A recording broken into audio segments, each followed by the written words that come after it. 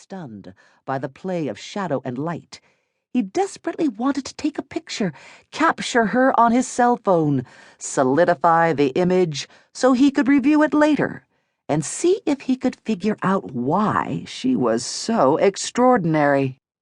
If only she wasn't so damn sexy, even dressed in the unattractive uniform of chinos and polo shirt. She exuded ripe sensuality.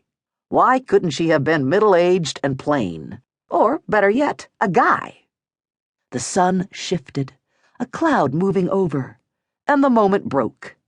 A ping of loss stabbed him, and for no good reason he felt as if he'd missed out on something important. "Well," he said, and then repeated, "Well," because he'd forgotten what he'd planned on saying. "Where do we go from here?" "You start resting." "Yeah." He pressed a palm to the back of his neck. "About that." Backtracking already? She stepped to the side, as if standing directly in front of him was too intense. "I'm not a big fan of taking it easy." He watched her from the corner of his eye as he picked up his foot and tied his shoelace, pretended he wasn't watching her. "You're conflicted," she said. "It's understandable. And it's clear you're very physical."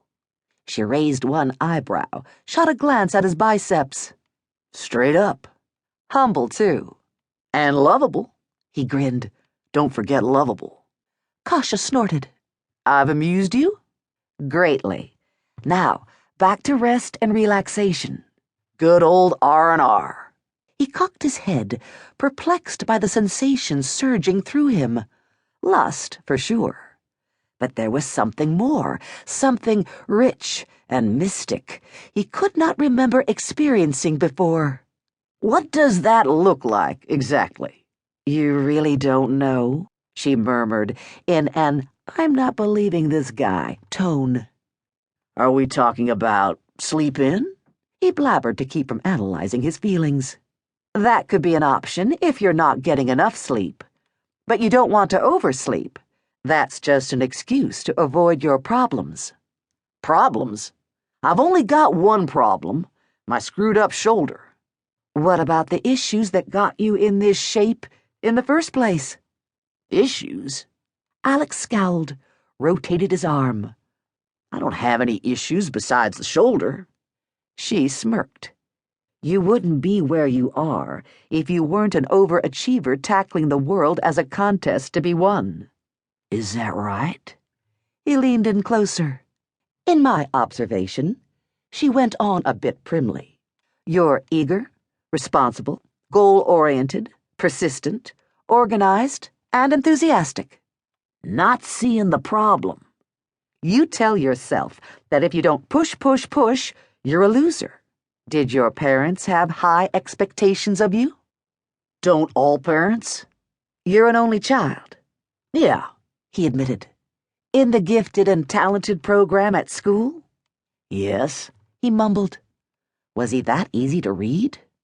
Just because you're not always on top doesn't mean you're a loser. By definition, yes it does." "It's not true." "What's not?" He blinked, having lost the point. "That if you're not always achieving something, you're a loser. It's not fact. It's only something you believe. It has no basis in reality." He didn't know how she knew so much about him.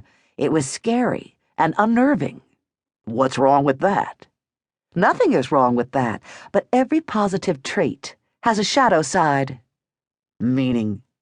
The bright and shiny Tin Man from The Wizard of Oz got so focused on his job of cutting down trees that he rusted up in the rain. "And I'm the Tin Man." "Chop, chop, chop." "Are you saying I don't have a heart?" "I'm saying that too much reliance on any particular trait leads to imbalance. In your pursuit of being the best pitcher ever, your shoulder is rusted up. More wood chopping in the rain will not solve the problem." "What about chopping wood in the sunshine?"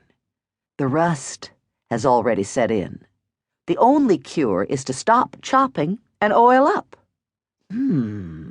He said, taking a step toward her. "Oil up. Now, that has possibilities."